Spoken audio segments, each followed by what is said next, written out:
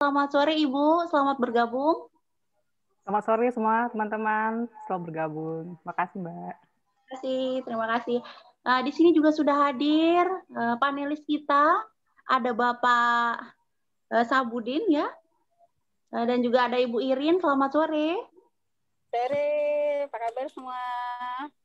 Sore Ibu Irin, terima kasih. Selamat bergabung. Sama-sama. Sudah hadir banyak peserta, alhamdulillah. Jadi ada peserta dari seluruh Indonesia sepertinya. Jadi selamat sore, ada dari DKPP Belitung, ya Dinas Ketahanan Pangan dan Pertanian Belitung. Selamat sore juga ada dari berbagai selamat sore Bapak, selamat sore. Jadi ada juga dari instansi-instansi lain seperti UTS ya, Universitas Teknologi Sumbawa sudah hadir. Juga ada Institut Teknologi Bandung, juga ada perwakilannya yang sudah hadir. Kemudian ada Dinas Pertanian dan Perkebunan Kediri. Selamat sore, selamat bergabung Bapak Ibu. Kemudian di sini juga ada perwakilan BI dari Provinsi NTB. Selamat bergabung juga. Dan juga semua peserta yang sudah hadir di webinar hari ini, yang mungkin tidak bisa saya sebutkan satu persatu. Saya ucapkan selamat bergabung di webinar ini, selamat berpartisipasi Bapak Ibu. Baik, jadi di sini perlu saya sampaikan bahwa Bapak Ibu nantinya dipersilahkan untuk bertanya, dipersilahkan untuk berdiskusi melalui kolom chat yang ada di Zoom, Bapak Ibu. Oke? Jadi silakan kalau misalkan ada pertanyaan yang ingin didiskusikan, baik kepada panelis maupun kepada pembicara, silahkan dikomunikasikan melalui kolom chat. Nantinya kami akan diskusikan pertanyaan dari Bapak Ibu. Baik, untuk mengawali webinar hari ini, perlu saya sampaikan sedikit, tadi mungkin kita sudah melihat ada video singkat yang sudah ditampilkan oleh kami sebagai panitia. Nah, video itu adalah dokumentasi dari program yang sudah dilakukan oleh konsorsium ini. Nah, kemudian mungkin perlu saya sampaikan bahwa webinar ini kita bagi menjadi 5 sesi utama, Bapak Ibu. Sesi pertama adalah sesi pembukaan. Kemudian sesi kedua adalah pemaparan materi yang akan disampaikan oleh presenter. Kemudian sesi ketiga yaitu nanti ada penyampaian tanggapan dari panelis.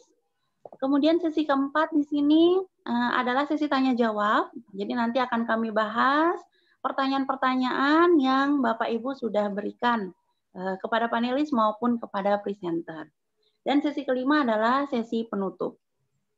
Baik, mungkin untuk mengawali dan membuka sesi webinar kita pada sore hari ini, saya ingin menyampaikan sedikit tentang program Impact Pasca Panen Bawang Merah ini. Jadi program ini diinisiasi oleh sebuah konsorsium. Nah, konsorsium ini terdiri dari beberapa instansi, Bapak Ibu. Jadi ada AgriProFocus, BOP Inc., Wageningen University and Research, dan juga The Post Harvest Network. Nah, konsorsium ini bekerja sama dengan beberapa petani yang ada di Pulau Sumbawa pada khususnya. Nah, mereka fokus dari proyek ini adalah mengidentifikasi metode-metode yang tepat untuk menurunkan susut pasca panen bawang merah. Piloting areanya adalah di Pulau Sumbawa. Nah, telah dilakukan pembinaan, penelitian dari proses tanam, budidaya, pemanenan, hingga pasca panen. Jadi, apabila susut bawang merah itu bisa dikurangi, mutu bawang yang akan dihasilkan adalah maksimal, nantinya diharapkan berdampak positif di pendapatan dari petani sendiri. Baik Bapak Ibu, mungkin kita akan mulai webinar kita yang insya Allah akan kita laksanakan 2 jam ke depan sampai jam 17 waktu Indonesia Barat. Untuk sesi pertama, kita persilahkan pemaparan langsung materi webinar dari presenter kepada Ibu Maria Liliana, Ibu Lili, kami persilahkan. Terima kasih Ibu Moderator yang sudah membuka acara dengan sangat baik sekali. Sebelumnya saya ingin menyapa seluruh yang hadir di sini. para peserta dari UTS dan dari pemerintahan yang sudah hadir. Dan juga saya ingin sampaikan di sini saya tidak sendirian, saya bersama dengan tim saya, ada Ibu Tasnim Abdul Jalil sebagai Country Coordinator AgriProFocus Indonesia. Kemudian ada juga Ibrahim Palas yang bergabung dari Belanda. Halo Ibrahim, thank you for joining us today. Untuk mempersingkat waktu. Hi, Lily, thank you. Yes, Ibrahim. Ya, saya akan share apa pengalaman AgriProFocus Indonesia bersama dengan konsorsium dalam melakukan proyek bawang merah seperti yang sudah disampaikan oleh moderator tadi. Ya, apakah screen saya sudah tampil, Ibu Lana? Sudah bisa, Mbak Lili, silakan. Ya, terima kasih. Ya, seperti yang disampaikan tadi, proyek ini adalah kerjasama dari beberapa lembaga yang tergabung dalam satu konsorsium, mulai dari perencanaan, implementasi, hingga pada akhir proyek. Kita bergandengan tangan untuk memberikan dan menyumbangkan solusi-solusi yang terbaik dan terbarukan kepada para petani bawang di Sumbawa, bagaimana caranya supaya mereka dapat mengurangi susut ataupun kerugian bawang merah yang selama ini mereka alami. Adapun latar belakang mengapa kita melakukan proyek ini adalah karena kita menemukan beberapa masalah. Yang pertama adalah tingginya harga pembelian bibit bawang merah dari pedagang. Jadi biasanya para petani bawang sebelum menanam bawang itu harus membeli bibit terlebih dahulu. Karena bawang yang setelah mereka panen itu tidak bisa mereka simpan dalam jangka waktu yang lama sehingga kualitasnya menurun dan tidak layak untuk ditanam kembali. Sering sekali terjadi masalah yang demikian. Sehingga namanya petani bawang tetapi harus membeli bawang kembali untuk ditanam. Jadi ini adalah satu persoalan yang kita lihat di mana untuk menanam 1 hektar saja biasanya petani itu harus mengeluarkan modal 20 sampai 30 juta untuk pembelian bibit bawang. Ya, ini langsung cerita dari para petani yang kita dampingi dari Sumbawa. Kemudian masalah yang kedua adalah sangat besar susut atau kerugian yang dialami oleh petani terutama saat musim hujan. Kenapa bisa demikian? Itu karena saat bawang sudah dipanen, para petani kita tidak bisa atau belum menemukan suatu formula bagaimana caranya mengeringkan bawang sehingga kelembapan di bawang itu menurun, sangat rendah, sehingga kualitas bawangnya baik. Nah, jika bawang masih dalam kondisi lembab setelah dipanen dan disimpan dalam waktu yang lama, itu akan cenderung mengalami kebusukan. Disinilah poin kenapa mereka mengalami kerugian ataupun susut bawang, karena bawangnya sudah busuk. Diakibatkan karena kelembapan yang terlalu tinggi. Artinya, bawang setelah dipanen itu tidak benar-benar kering. Kemudian, para petani juga mengalami kesulitan mendapatkan harga yang baik saat menjual hasil panen mereka kepada para pedagang. Itu karena bicara kualitas bawang. Ketika kualitas bawangnya lembab, biasanya harganya juga sedikit lebih rendah daripada kualitasnya yang mereka melihat mungkin yang betul-betul kering dan tampilan bawangnya lebih menarik, apalagi ukurannya lebih besar. Biasanya di petani bawang itu ada istilah size ya, ada tipe nomor 1, nomor 2, nomor 3 gitu, itu berdasarkan kualitas bawangnya. Nah, mereka mengalami juga kesulitan menjual karena kualitas bawangnya yang sedikit rendah, diakibatkan karena belum menemukan formula yang tepat penanganan pasca panen. Dan yang paling dan yang tidak kalah penting lagi, bagaimana para petani bawang ini terpaksa menjual hasil panen mereka setelah panen. Mereka tidak bisa menyimpan. Biasanya ketika musim panen raya, harga itu sangat anjlok. Karena banyak ketersediaan. Ini kan hukum permintaan dan juga ketersediaan barang ya. Ketika supply dan demand. Ketika supply-nya sangat banyak sekali dan demand-nya itu tetap, biasanya harganya sangat anjlok sekali. Ini dialami para petani bawang kita juga di musim tanam yang sebelumnya, 2019 awal. Di mana mereka itu hanya menjual sekitar 16-18 ribu bawang per kilo. Dibandingkan dengan musim tanam yang tidak panen raya, biasanya itu mencapai 20.000 ke atas, bahkan pernah menyampai 27.000 per kilogram maksud saya. Ketika petani baru panen, mereka tidak bisa menyimpan bawangnya menunggu harga stabil. Karena jika mereka simpan, bawangnya akan rentan busuk. Justru mereka akan mengalami kerugian ketika mereka menyimpan. Nah, jadi itulah permasalahan-permasalahan yang ditemukan kenapa kita melakukan proyek ini.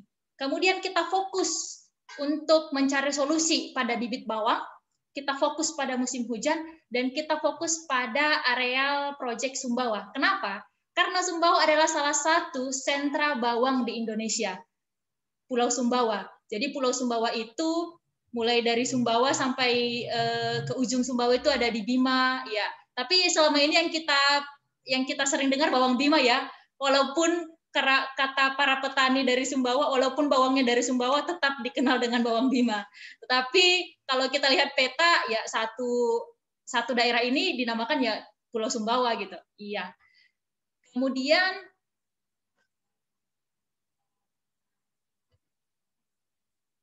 ada beberapa tujuan dari proyek kita di awalnya.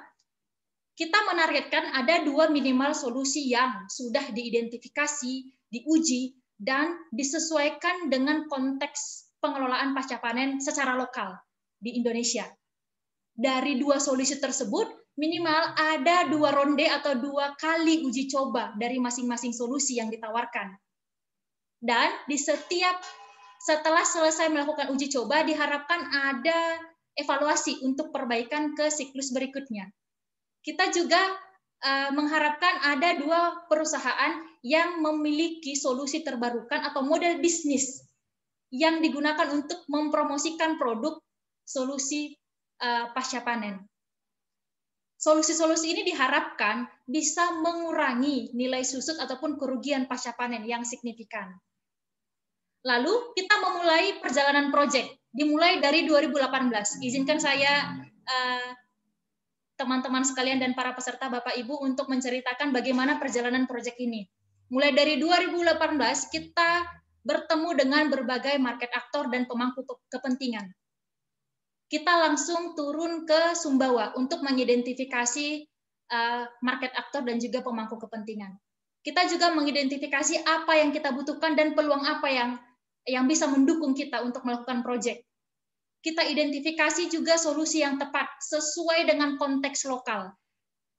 Kemudian kita juga mengidentifikasi area proyek yang potensial. Pulau Sumbawa luas ya, di daerah mana yang kira-kira potensial untuk kita pilih menjadi area proyek kita untuk menerapkan metode-metode yang akan kita tawarkan. Di perjalanan ini kita juga mengalami beberapa tantangan ataupun kesulitan. Kita kesulitan dalam mengidentifikasi siapa ya pihak-pihak lain yang menghadapi masalah yang sama selain petani. Apakah hanya petani yang merasakan kerugian ini ataukah ada pihak lain gitu. Kita kesulitan mengidentifikasi ini. Kemudian ada juga solusi lain yang kita identifikasi yang tidak sesuai dengan konteks lokal. Dan kita juga kesulitan menghubungkan model bisnis untuk perusahaan. Seperti yang dikatakan tadi, salah satu tujuannya adalah bagaimana perusahaan itu bisa menawarkan solusi kepada petani. Artinya, kita bisa mengengage, menghubungkan petani dengan si pelaku usaha, si sektor swasta gitu. Dan kita kesulitan dalam mengidentifikasi hal tersebut. Kemudian apa yang kita lakukan? Inilah solusi yang kita kembangkan untuk mengurangi kerugian ataupun susut pasca panen. Yang pertama itu kita tawarkan kepada para petani untuk memodifikasi cara penanaman atau cara bertani.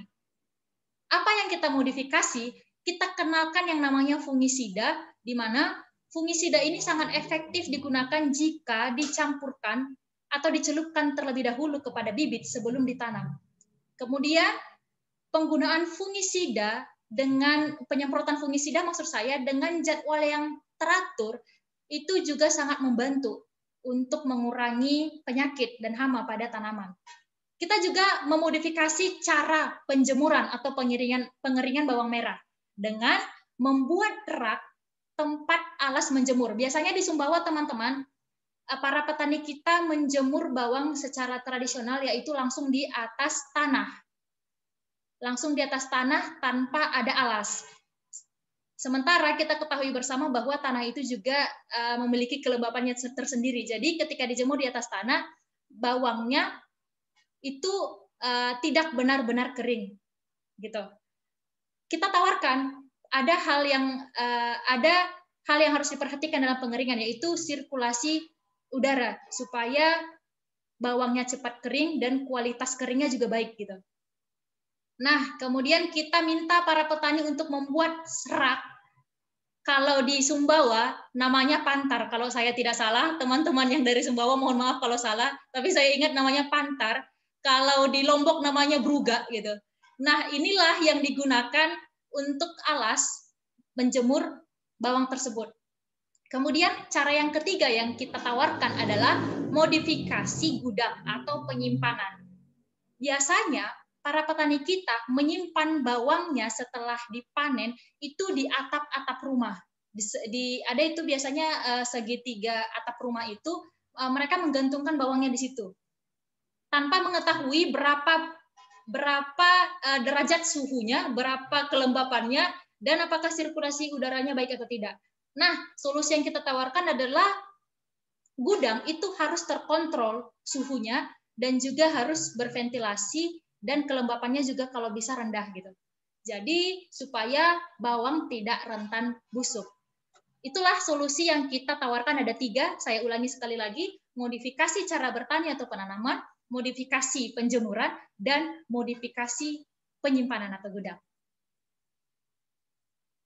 Kemudian dalam melakukan proyek tersebut kita menemukan tantangan di tengah-tengah proyek. Apa ya kira-kira faktor-faktor lain yang bisa mempengaruhi kualitas bawang ini pasca panen? Kemudian kita juga mengalami tantangan bagaimana caranya kita terhubung dengan sektor swasta di Belanda dan juga solusi yang dapat dijangkau oleh para petani. Iya. Kita juga kesulitan dalam berkomunikasi dengan para pemulia tanaman, petugas pemerintahan, perusahaan-perusahaan, dan yang lain-lainnya. Iya. Kemudian, saat kita melakukan uji coba di tahap 1, tahun 2019, kita melakukan beberapa persiapan. Yang pertama, kita yang pastinya memilih dulu ya, kelompok tani mana yang akan menjadi partner kita, gitu. Ya, saat itu kita memilih kelompok tani yang ada di Desa Serading. Kemudian kita menggunakan tempat penyimpanan yang sudah ada. Jadi gudang yang kita pakai di tahap 1 itu adalah yang sudah ada di Serading, milik para petani. Termasuk yang kita gunakan adalah alat-alat ukur mereka gitu. Kemudian yang kita lakukan selanjutnya adalah membuat kalender penyemprotan fungisida. Agar para petani setiap melihat kalender tersebut, oh iya, ini tanggal sekian sudah bisa menyemprot. Karena pada biasanya, teman-teman sekalian, para petani itu melakukan penyemprotan itu berdasarkan apa yang terjadi di lapangan. Misal, ketika hama sudah datang, langsung disemprot. Bisa sampai 2 kali sehari.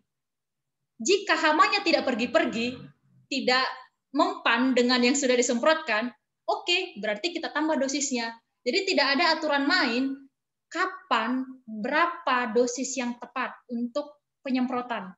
Ya, itu juga sangat rentan dengan yang namanya resistensi terhadap obat-obatan yang disemprotkan tersebut. Kemudian yang kita lakukan kemudian adalah dengan melatih para petani.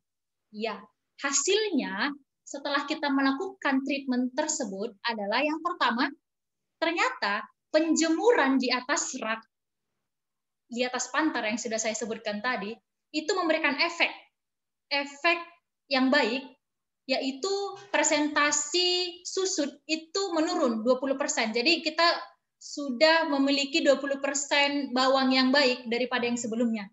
Kemudian petani masih cenderung memilih gudang yang tradisional, yang tadi saya katakan yang di atap sendiri gitu. Masih cenderung memilih penyimpanan di gudangnya masing-masing. Dan hasilnya tidak jelas, hasil yang kita dapatkan tidak jelas dalam penggunaan fungisida. Kenapa? bukan fungisidanya tidak baik, bukan. Hanya saja ketika kita membuat suatu perbandingan, kita kemarin itu sepakatnya ada sekian persen lahan yang disemprot menggunakan fungisida dengan jadwal yang tetap, dan ada sebagian lahan yang sebagai kontrol kita untuk melihat suatu saat nanti perbandingannya apa gitu. Ternyata di tengah jalan, para petani kita membandingkan, wih, ternyata yang disemprot dengan fungisida dengan jadwal yang teratur itu hasilnya lebih baik, daunnya lebih oke, hasilnya lebih baik. Berarti yang tidak disemprot ini harus kita semprot bersama-sama. Nah, jadi kita kehilangan perbandingan di tengah-tengah karena petani lebih memilih, jadi menyemprot semuanya. Jadi kita tidak bisa membandingkan secara data yang eksplisit perbandingan antara yang disemprot teratur dengan yang tidak disemprot, karena semuanya sudah jadi disemprot gitu. Jadi kita tidak melihat kecenderungan hasil terkait dengan penggunaan pestisida. Apa pembelajaran yang kita peroleh dari uji coba tahap 1 ini? Yang pertama, perilaku para petani dalam budidaya bawang merah, penyemprotan dan penjemuran itu cenderung masih mengikuti cara-caranya sendiri gitu. Ya wajar saja karena para petani juga sudah memiliki metodenya masing-masing yang sudah dilakukan bertahun-tahun yang lalu gitu kan, sampai sekarang ketika kita tawarkan metode baru masih sangat sulit untuk mengubah pola-pola tersebut. Iya. Kita juga kemarin itu meminta bantuan dari teman-teman kita, mahasiswa-mahasiswi ITS, yang saat itu memilih untuk PKL di area proyek kita. Terima kasih teman-teman yang sudah hadir juga di sini, banyak sekali mahasiswa-mahasiswi ITS. Terima kasih atas support teman-teman dalam proyek ini. Kemudian juga pembelajaran yang kita dapatkan adalah kita harus memiliki setup yang dibarukan. Terkait dengan apa tantangan yang kita hadapi di pilot sebelumnya, kita harus perbaiki, kita harus modifikasi supaya pilot atau uji coba berikutnya itu menjadi lebih baik. Iya. Kemudian kita lakukanlah diskusi apa hal-hal yang harus ditingkatkan, yang perlu dibarukan, yang perlu diupdate gitu. Yang perlu diupdate yang pertama adalah pembaruan cara monitoring. Iya. Cara monitoring kita kemarin itu kantor APF di Jakarta, areal proyek kita di Sumbawa gitu. Jadi pembaruan cara monitoring yang dimaksudkan adalah bagaimana tim itu lebih sering datang berkunjung ke lapangan untuk bisa melihat bersama-sama dengan para ketua kelompok tani gitu. Supaya informasi yang disampaikan juga jelas sampai kepada para petani atau para anggota kelompok tani gitu. Kemudian kita kenalkan satu metode pencelupan, tapi biasanya kalau di Sumbawa itu lebih dikenal dengan pencampuran. Ya, kalau dicelup rasanya kurang pas gitu, harus dicampur. Ya, pencampuran bibit atau umbi bawang dengan fungisida sebelum ditanam di tanah. Pembaruan metode mengatur protokol saat panen. Ya, dulu itu banyak petani yang panen itu berdasarkan harga. Misalnya harga bawang lagi tinggi, mau layak atau tidak layak bawangnya biasanya ya udah dicabut saja gitu. Padahal seperti yang kita tahu, jika bawang ditujukan untuk bibit, ada baiknya kalau bawang tersebut tidak terlalu mudah untuk dicabut. Ya, nanti kita bicarakan lebih jauh apa yang saya maksudkan dengan metode panen ini khusus untuk bibit ya. Kemudian kita juga mendiskusikan bagaimana kalau kita membuat skema kupon untuk pembelian fungisida. Dan kita lebih sering mengunjungi lapangan untuk menjelaskan metode dan tujuan yang baru. Dan harus kita ketahui bersama kondisinya di saat musim tanam pada tahun 2019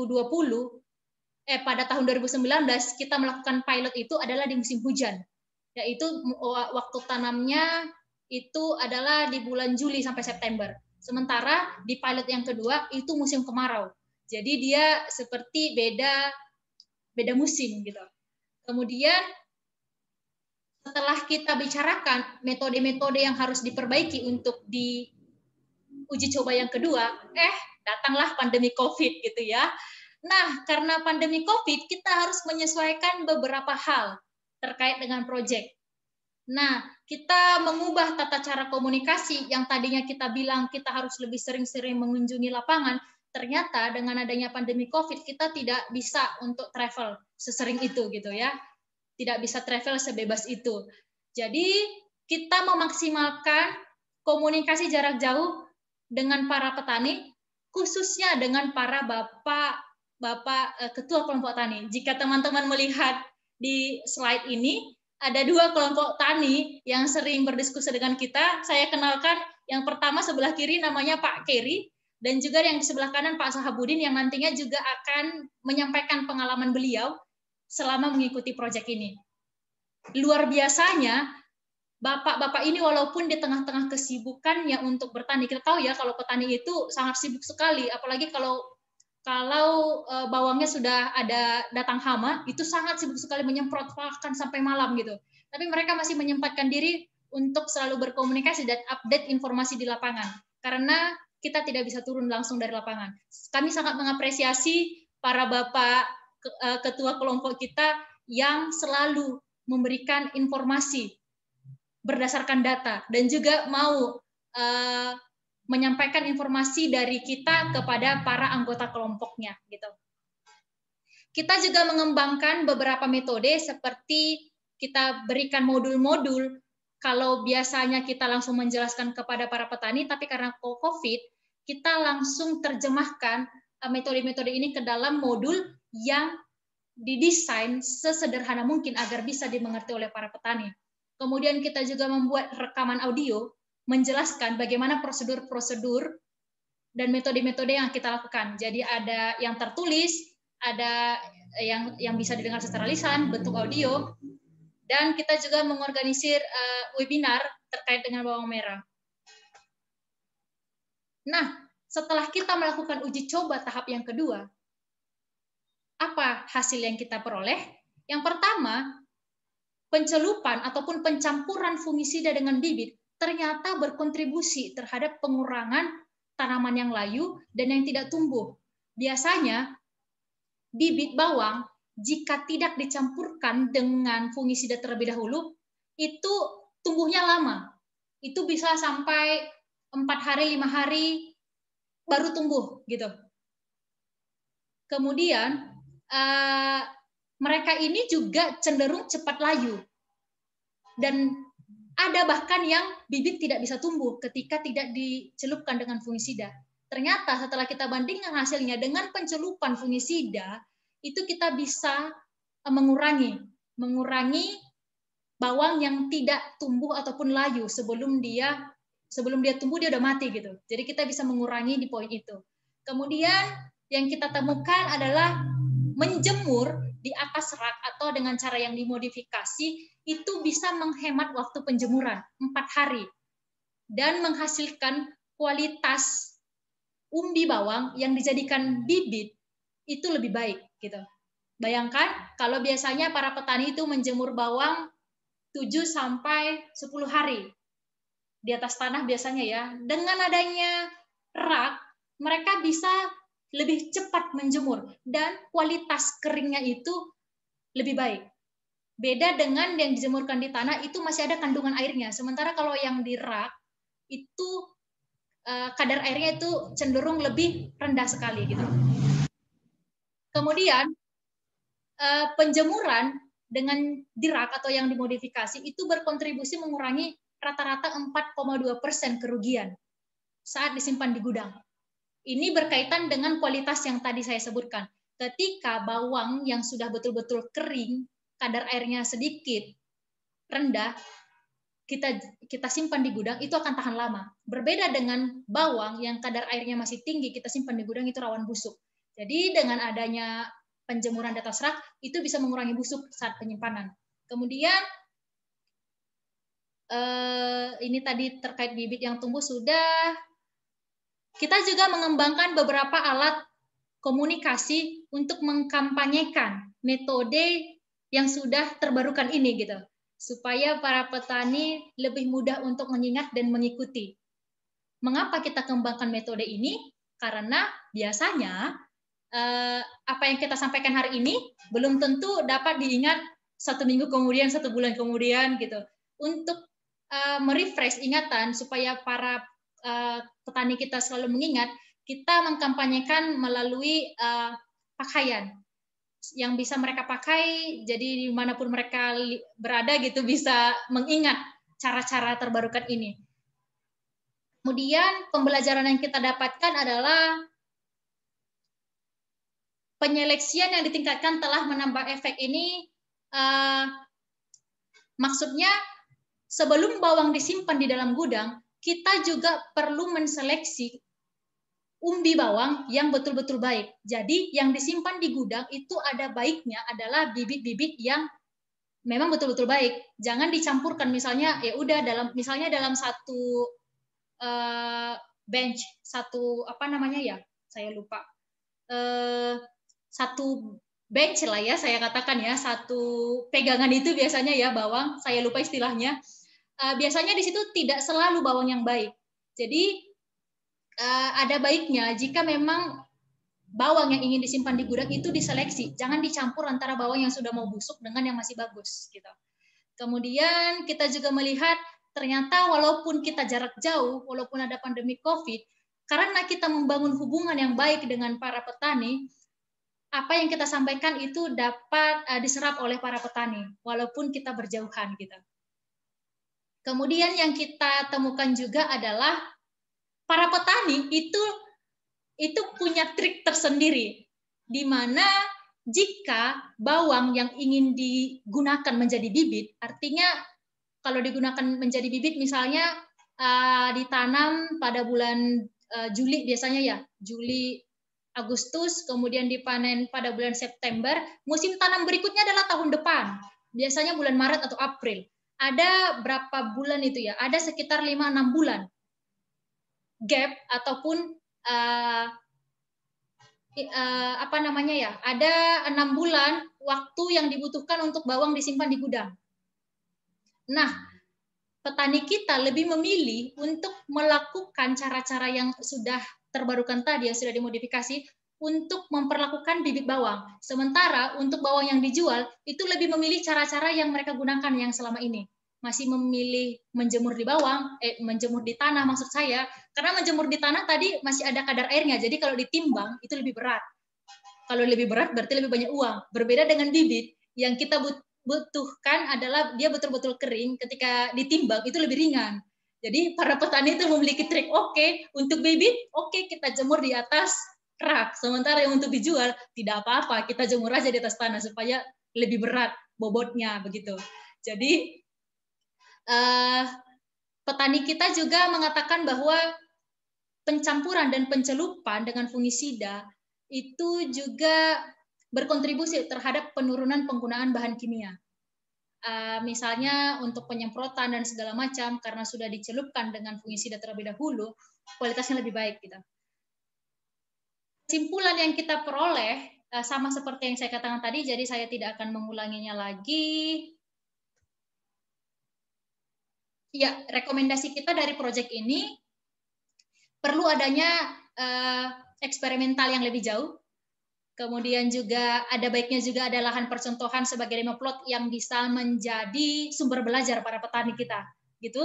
Kemudian perlu juga untuk mencari alternatif atau treatment yang ramah lingkungan ataupun yang organik. Kita juga dalam hal komunikasi, rekomendasinya perlu menyebarluaskan informasi kepada para pemangku kepentingan, khususnya kepada para penyuluh-penyuluh pertanian terkait dengan metode-metode yang terbarukan ini. Kemudian bagaimana kita bisa melanjutkan kampanye perubahan perilaku petani dalam budidaya bawang merah.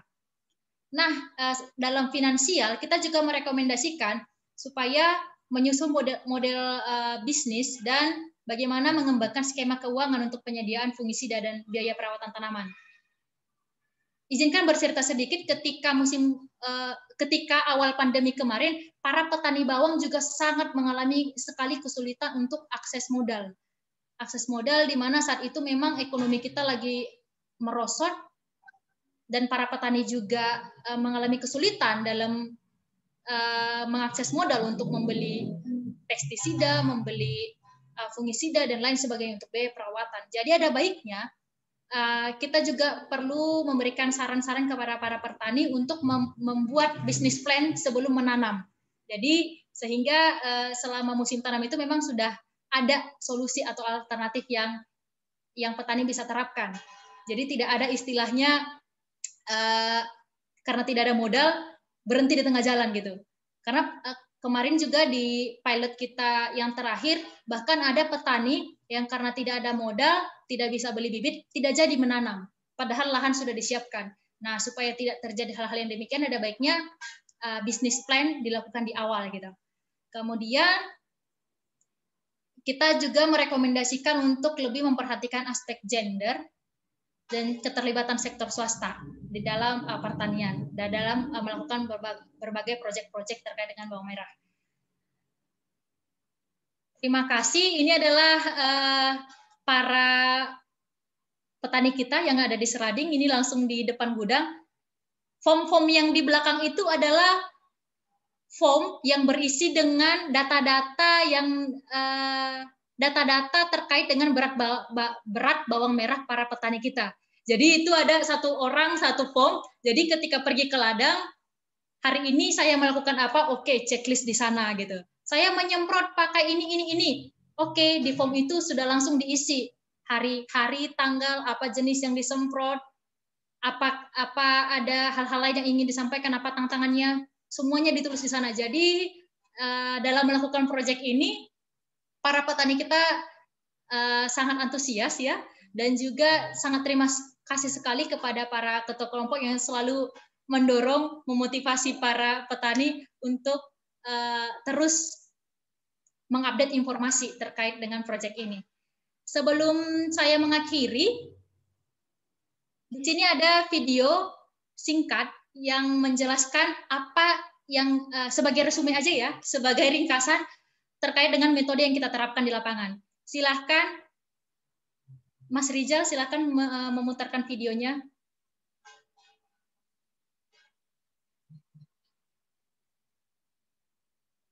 Karena videonya bahasa Inggris, saya akan langsung translate bahasa Indonesia.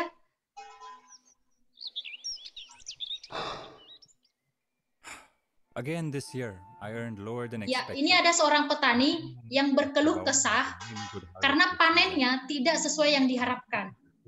But alas, I did everything right. Padahal dia sudah melakukan segala sesuatunya dengan baik menurut versi petani tersebut. Dia sudah menanam umbi langsung, memberikan pupuk, menjemur, bahkan menyimpan di gudang. Tetapi tetap saja hasilnya tidak maksimal. Kemudian dia mengingat, ada tetangga saya, Bapak Bawang, yang sepertinya hasilnya musim tanam ini baik ya. Apa ya rahasianya? Kemudian dia pergi menemui Pak Bawang. Bisakah menceritakan rahasia Anda?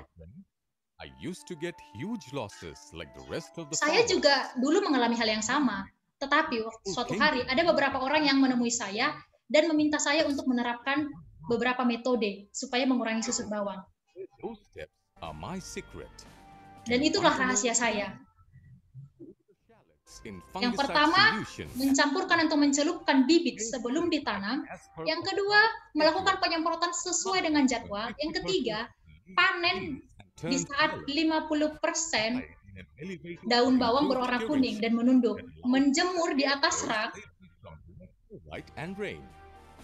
Dan juga menyimpan di gudang dengan suhu yang terkontrol dan juga kelembapan yang rendah dan aliran udara yang baik. Kemudian saya pun mendapatkan hasil yang maksimal. Nah, si Bapak petani tadi pun siap untuk menerapkan metode-metode ini di musim tanam berikutnya. Now I have healthy plants and more bawang to sell, which means more cash. Ya, makin banyak bawang yang didapat, makin banyak uang yang didapatkan juga gitu ya. Ya, demikian presentasi yang bisa saya sampaikan. Saya kembalikan ke Ibu Lana sebagai moderator. Terima kasih. Baik, terima kasih banyak Bu Lili. Nah, itu dia tadi pemaparan materi yang telah disampaikan oleh Bu Lili dari AgriProFocus. Jadi Bapak Ibu, seperti yang sudah kita simak bersama, tadi sudah dijelaskan rekomendasi metode yang disarankan oleh AgriProFocus, baik dari pembibitan, penanaman, penjemuran, sampai dengan penyimpanan. Ya. Bagi Bapak Ibu yang ingin berdiskusi, tadi saya lihat sudah ada beberapa pertanyaan. Kita keep dulu sampai di sesi tanya jawab nantinya ya. Jadi silakan bagi Bapak Ibu yang ingin bertanya, disampaikan pertanyaannya melalui kolom chat. Kita akan keep dan nanti kita akan diskusikan bersama. Baik, karena tadi sudah disampaikan materinya oleh Bu Lili, kita masuk ke sesi berikutnya. Nah, sesi ini adalah sesi pemaparan dari para panelis. Di sini sudah bergabung panelis. Nah, mungkin kita langsung ke panelis yang pertama. Jadi panelis pertama kita pada sore hari ini itu adalah Ibu Adrianita Adin, SPMSC. Jadi beliau biasanya kita sebut dengan panggilan Ibu Irin ya. Jadi Ibu Irin ini adalah crop breeding manager di PT East West Seed Indonesia. Nah, Ibu Irin latar belakang studinya adalah ilmu pertanian, pernah belajar studi di Unpad dan juga di Wageningen University Netherlands. Baik, selamat sore Ibu Irin, sudah bergabung Bu ya. Iya, selamat sore Mbak Lana, Mbak Maria. Iya. Nah, jadi untuk Sari, Pak Sahabudin. Selamat sore. Silakan Iya, Ibu. selamat juga. Oke, terima kasih. Bu Irin, waktunya kami persilahkan maksimal 15 menit Ibu. Mungkin kira-kira apa yang kita dapatkan dari lesson yang kita dapatkan dari proyek ini, bagaimana tanggapan dari Ibu Irin. Silakan Ibu. Oke, ya. Terima kasih banyak. Senang bisa join di program ini, diundang sebagai panelis. Nah, jadi saya dikasih arahan juga nih untuk bisa memberikan feedback di acara ini terkait hasil dan poin-poin apa yang menjadi hal baik yang bisa dikembangkan ke depannya. Nah, saya dari Cap Panah Merah PT East West Indonesia, saya kompetensi sebagai sebagai breeder, sebagai pemulia, sehingga memang secara area yang saya lakukan adalah di area research dan pengembangan dan penelitian yang bawangnya kita mengembangkan sebagai bahan tanam alternatif dari umbi bibit, yaitu menggunakan biji. Nah, di tema ini juga tadi Mbak Maria, Mbak Lili ya, sudah menyampaikan ada challenge, ada tantangan di awal. Nah, mungkin sebagai panelis yang mungkin kontribusi saya bisa nanti juga dipakai oleh teman-teman terkait nanti juga dengan tema post harvest ya, itu adalah terkait bahwa mahalnya harga bibit ataupun kayak tahun ini langkanya bibit umbi. Nah, terkait bibit, dari apa yang bisa saya sharekan, kami dalam tantangan ini menawarkan untuk mengedukasi, untuk terus berbagi ilmu, untuk menanam bawang merah itu melalui biji. Jadi memang ini merupakan alternatif. Jadi kalau di sana tadi tantangan yang merupakan adalah kelangkaan atau kualitas dari umbi bibit. Nah, kalau dengan TSS, True Shallot Seed atau benih bawang dari biji, ini kami mengedukasi, kami berbagi ilmu itu adalah untuk mendapatkan bibit yang berkualitas bisa dengan biji. Nah, memang tahapan dari biji ini berbeda dengan tahapan jadi umbi bibit. Kalau umbi bibit tadi disebutkan ya, itu adalah harus disimpan dulu, dan ketika disimpan dia sudah cukup umurnya, sehingga tadi disebutnya juga nanti ada proses dicelupkan atau dicampurkan ya dengan fungisida yang bisa bermanfaat di lapangan. Nah, kalau pakai biji, teknik yang perlu dikenalkan dan terus kami kembangkan untuk kami edukasikan itu adalah di persemaiannya, karena memang ini yang membedakan prosesnya umbi bibit yang merupakan umbi botanis vegetatif dengan biji yang merupakan produk dari generatif, harus disemai. Nah, jadi memang untuk teman-teman petani baik di Sumbawa maupun di Indonesia persemaian bawang merah merupakan hal yang sangat baru. Nah, jadi kalau terkait bibit, challenge-nya kalau kita ngomong apa nih ya yang kedepannya bisa dikembangkan sebagai research atau merupakan poin yang bisa dikembangkan, salah satunya adalah menggunakan bawang dari biji dengan nanti bisa edukasi di persemaian. Lalu terkait dengan musim hujan. Nah, kalau musim hujan ini memang kita tahu di Indonesia curah hujan itu cukup beragam. Ada yang hujannya terus-menerus, tidak berhenti-berhenti. Ada yang hujannya mungkin kadarnya hanya seminggu, habis itu habis. Nah, jadi memang terkait varietas di musim hujan ini juga sesuatu bagian yang bisa dikembangkan sehingga nanti kalau dibutuhkan dengan daya tahan ketahanan penyakit, varietas untuk di musim hujan bisa dikembangkan. Nah, juga harus banget varietas ini disertai dengan kultivasi teknik. Kultivasi teknik ini meliputi nanti bagaimana kita mentreatment tanah, lalu ketika media tanah ini yang sebagai tempat penanaman sudah bisa kita buat bagus, sehingga nanti bisa juga kita atur airnya. Karena air ini, apalagi di musim hujan ya, salah satu yang membuat tanaman menjadi hancur sehingga kena penyakit. Nah, nanti kalau misalnya kultivasinya sudah oke, saya kira dengan challenge yang tadi disampaikan dua terkait bibit dan juga terkait musim hujan, saya kira Sumbawa juga akan bisa punya cara baru untuk menghadapi tantangan tadi. Dan saya kira kalau Sumbawa bisa, insya Allah Indonesia juga bisa. Nah, jadi mungkin itu yang bisa saya sampaikan, Mbak Lana, dan juga ini kebetulan saya ini di mobil, ini saya lagi bareng teman-teman yang memang kami baru, alhamdulillah, jadi ini hai semua. Saya lagi masih OTW balik ke Purwakarta dari Indramayu. Ini Mas Rohim terutama ini ada di samping saya, beliau lagi sibuk nyetir, juga menyampaikan terkait post harvest.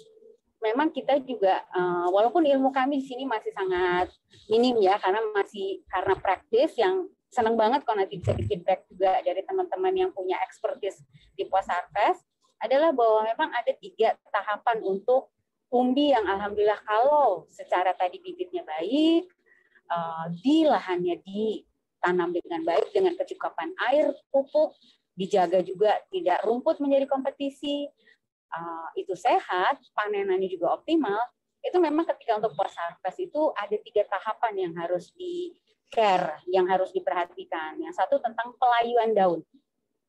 Karena untuk bisa sampai di post harvest di gudang, kadar air itu harus rendah. Dan umbi ini ya kadar air merupakan hal yang utama yang ada di bawah yang harus dikeringkan. Dan daun itu bagian yang nanti mau kita keringkan. Sehingga pengeringan daun, pelayuannya dulu itu sudah merupakan proses yang harus diperhatikan. Lalu setelah nanti dia layu, dan caranya juga ini ada beberapa cara. Ada yang bisa dengan dijejerkan, ada juga langsung diikat, nanti dibuat ikatan-ikatan segenggam kecil lalu dijejerkan sehingga umbi di bawah daun di atas itu nanti kualitas umbi akan warna bagus. Atau juga bisa dengan cara nanti dia dibiarkan sampai umbinya siap panen, layunya habis, itu seperti cara yang ada di Madura. Nah, nanti kalau daunnya sudah layu, baru kita ke proses pengeringan. Pengeringan dalam artian proses lanjut, sudah lewat dalam seminggu.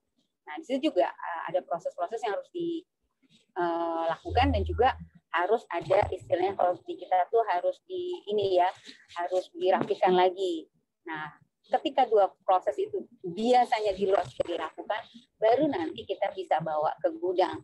Dan kemarin alhamdulillah juga saya dapat ilmu bahwa memang sebaiknya kalau disimpan itu adalah dalam kondisi cool, kurang lebih suhu 25 derajat itu suhu yang baik untuk penyimpanan dengan harus memperhatikan ventilasi. Nah, jadi memang saya kira itu mata rantai kalau kita memang mau akhirnya nanti dengan kualitas umbi yang memang juga bisa terpakai, dan teman-teman yang ke depannya juga masih mau menggunakan umbi bibit, baik itu dari umbi bibit botani ataupun secara biji, insya Allah prosesnya dari tanam, panen, dan simpannya bisa bagus. Demikian Mbak Lana, mungkin Risam yang bisa saya sampaikan, dan insya Allah dari proyek ini saya melihat petani dapat benefit ya, dapat untung dengan apa yang sudah teman-teman dampingi, dengan proses menulis, edukasi, komunikasinya berjalan dengan baik, di t-shirt juga itulah yang dikedepankan, sehingga seperti kayak diingatkan.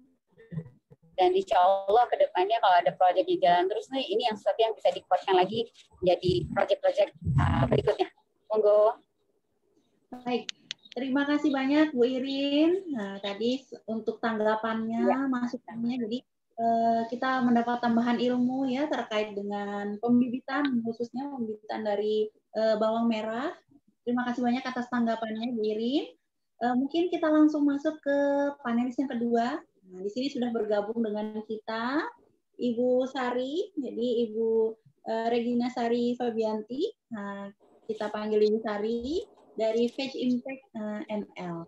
Silakan Ibu Sari, mungkin bisa ditanggapi. Terima kasih Ibu, waktunya 15 menit maksimal.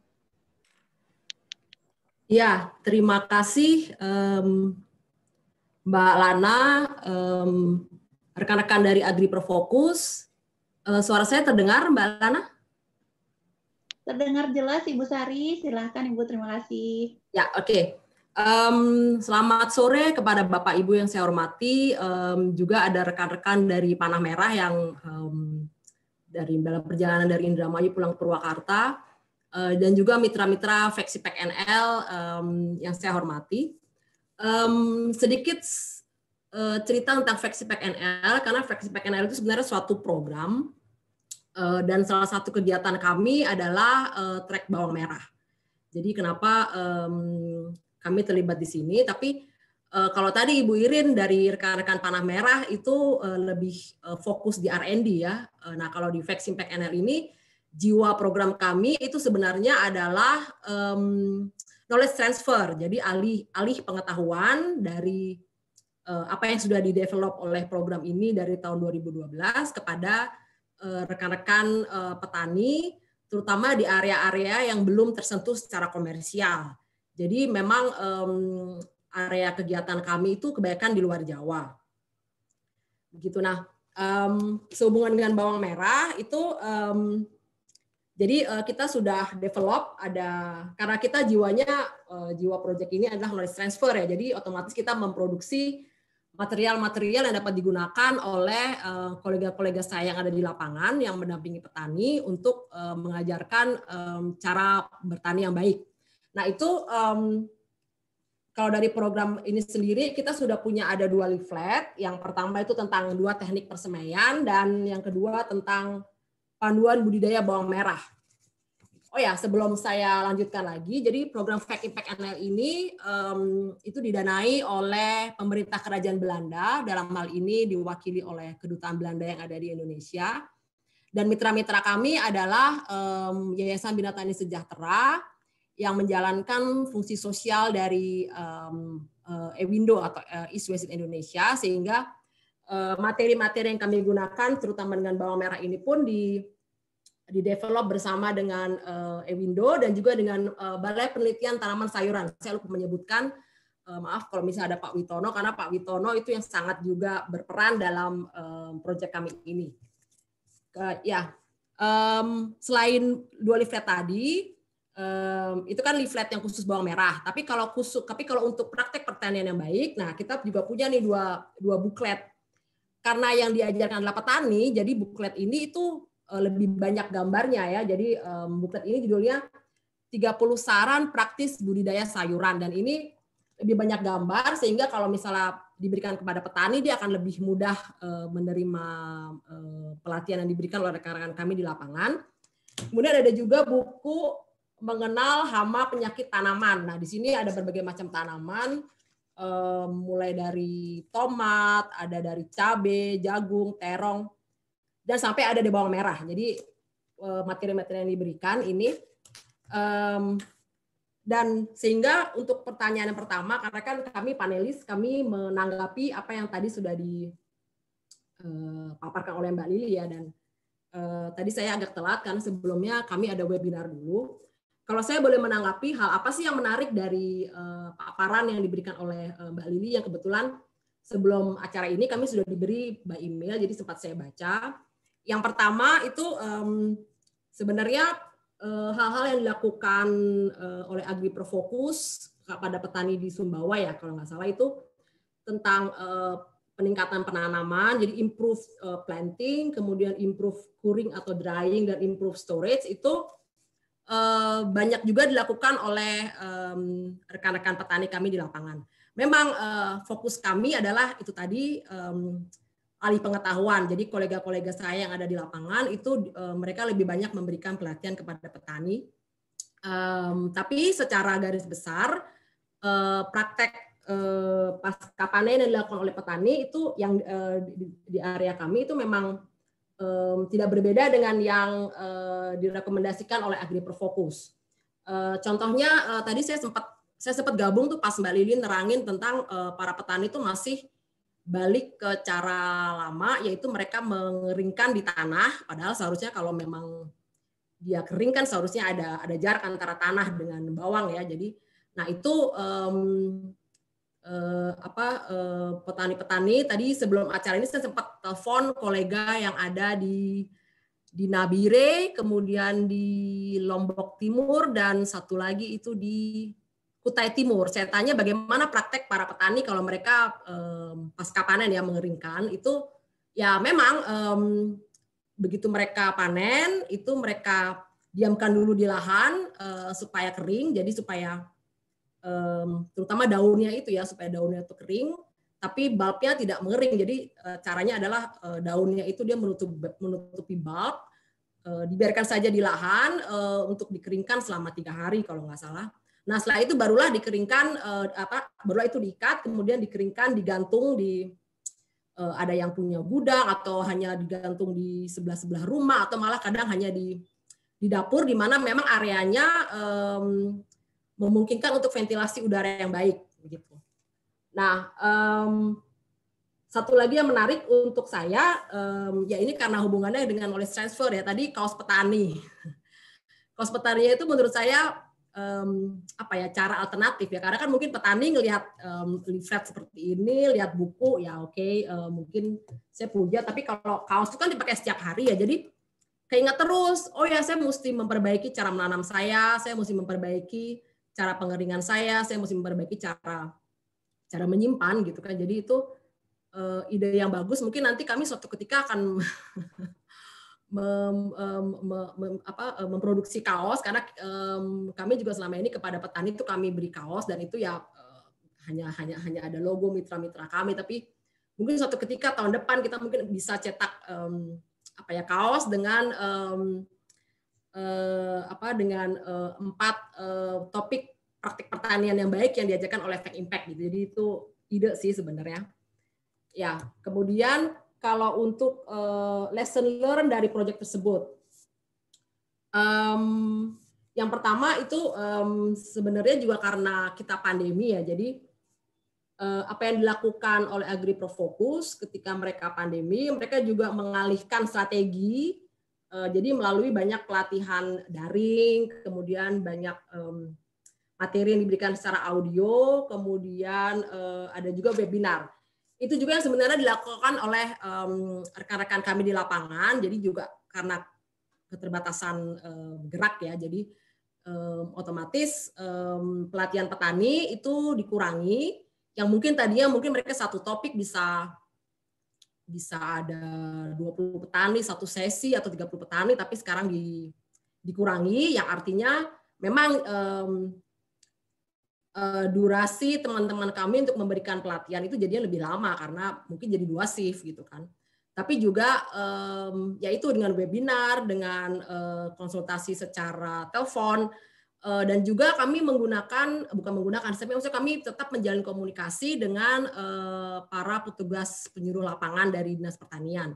Karena sebagai contoh ada di satu tempat di Papua, jadi ketika pada saat pandemi itu yang bisa masuk ke petani itu hanya petugas lapangan, sedangkan kolega-kolega kami tidak bisa masuk karena mungkin ya bukan dianggap orang pemerintah gitu ya. Jadi justru dari petugas lapangan itu teman-teman kami di lapangan jadi tahu apa sih problem petani. Jadi knowledge transfernya via petugas lapangan itu gitu. Jadi petani, jadi si ibu itu mungkin bapak itu mengunjungi petani, dia punya masalah apa dengan bawang merah, disampaikan kepada tim kami, kemudian tim kami menyampaikan lagi. Itu juga satu hal yang menurut kami itu efektif dilakukan. Jadi koordinasi dan menjalin komunikasi dengan pejabat penyuluh lapangan itu menurut kami memberikan hasil yang baik ya. Itu kemudian kalau untuk next step-nya terus terang kalau kita punya project, kita punya program, kita pengen kan kalau program itu terus berjalan ya, berkesinambungan gitu. Nah, salah satu cara kami juga, karena kami memang menganggap para petugas penyuluh lapangan itu sebagai mitra, jadi bukan sebagai saingan, karena kan kami sama-sama mendampingi petani. Itu kita memberikan pelatihan kepada mereka. Jadi ketika nanti para TFO itu mungkin ada berpindah tempat atau satu dan lain hal, knowledge dari para TFO itu akan terus ke para penyuluh lapangan sehingga mereka akan tetap terus dapat mendampingi petani dimanapun mereka berada gitu ya. Nah, kalau nanti misalnya ada pertanyaan teknis, karena memang saya sebagai koordinator program itu memang lebih ke knowledge transfer, jadi lebih ke beberapa petani yang sudah kami dampingi. Itu nanti untuk pertanyaan teknis saya didampingi oleh rekan yang memang menjadi koordinator untuk knowledge transfer di Indonesia Timur, yaitu Mas Arga. Jadi nanti saya ada pertanyaan teknis yang terkait dengan Flexpack NL, itu kolega saya Mas Arga siap untuk menjawab. Mungkin saya pengen share screen sedikit tentang berapa sih petani kami yang sudah didampingi.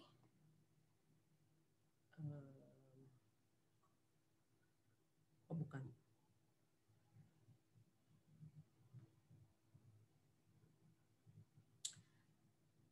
Ya, sebentar ini saya kecilkan dulu. Ya,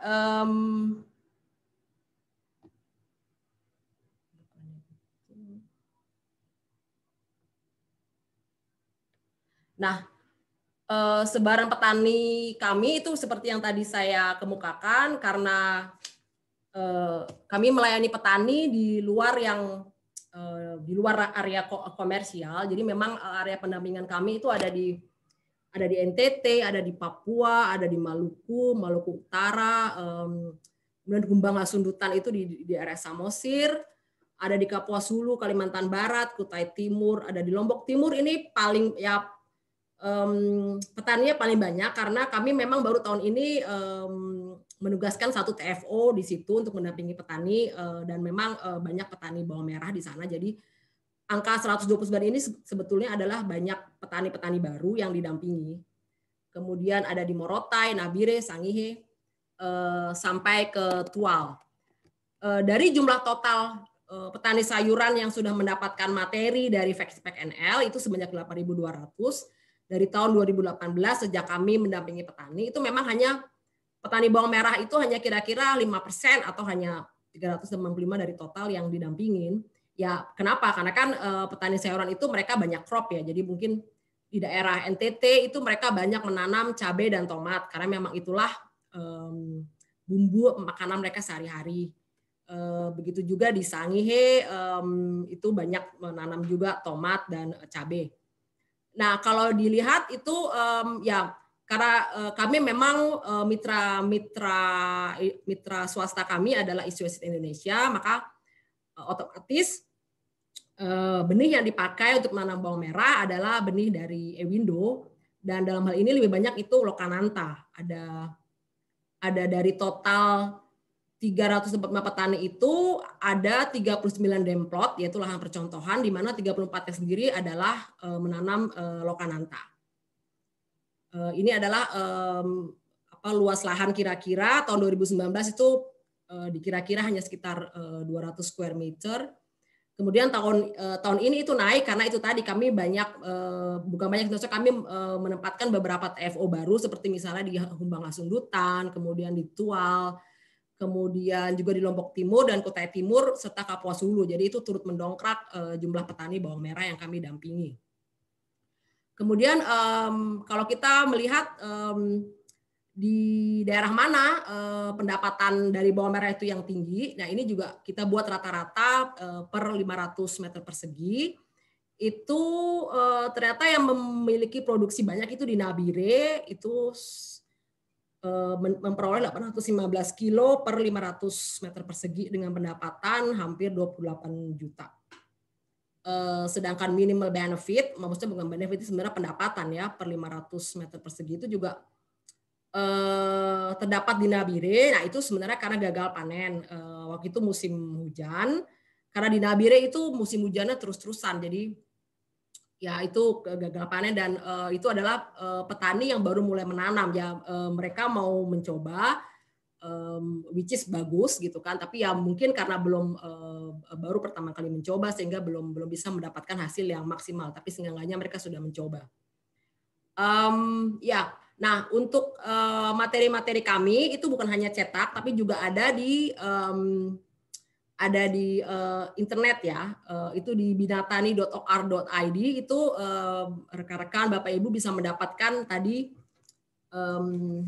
ini tadi leaflet bawang merah, tapi juga leaflet itu maksudnya technical guides atau panduan budidaya atau enggak panduan teknis. Kemudian ada juga di kanal-kanalnya Fact Impact NL, yaitu di Facebook, di Instagram maupun di YouTube. Kemudian kalau ada yang mau mengetahui praktek pertanian yang baik, itu bisa ke Fact Impact e-learning. Di situ ada versi bahasa Indonesia, bahasa Inggris, sehingga bisa mengetahui di situ. Kemudian di YouTube-nya Fact Impact itu terutama juga kami memproduksi film animasi seperti tadi yang diproduksi oleh AgriProFocus beserta mitra-mitranya. Itu bisa dilihat, itu kami produksi mulai dari persemaian, kemudian penanaman, perawatan, dan pemanenan seperti bisa dilihat di layar ini. Mungkin itu yang bisa saya share. Terima kasih atas perhatiannya, dan saya kembalikan ke Mbak Lana. Ya, terima kasih banyak Bu Sari. Jadi tadi kita sudah mendapatkan informasi yang sangat baik sekali tentang Fact Impact. Nah, bagi Bapak dan Ibu, baik petani ataupun pelaku usaha, mungkin bisa mengakses tadi website dan juga sosial media dari Fact Impact ya untuk mendapatkan leaflet dan tata cara pertanian yang baik tadi seperti yang sudah disampaikan oleh Bu Sari. Baik. Kita masuk ke panelis yang ketiga. Nah, yang terakhir ya, last but not least, di sini sudah ada Pak Sahabudin. Makassau. Pak Sahabudin sudah hadir ya Pak? Pak Sahabudin adalah Ketua Kelompok Tani, jadi petani bawang merah yang ada di Serading, Sumbawa. Pak Sahabudin sudah hadir ya Pak ya? Selamat sore. Selamat sore, Assalamualaikum Pak Sahabudin. Silahkan Pak, mungkin bisa diberikan tanggapannya, pengalamannya seperti apa setelah mengikuti proyek dengan AgriProFocus dengan konsorsium ini Pak. Silahkan Pak Sahabudin. Ya, terima kasih. Selamat sore semuanya. Apa yang disampaikan oleh rekan-rekan semuanya tadi, baik yang dari moderator, dari panelis, narasumber-sumber lain, sehingga saya bisa sedikit berbagi ilmu tentang bagaimana pengalaman saya di budidaya bawang merah, baik itu yang dari biji maupun yang dari umbi.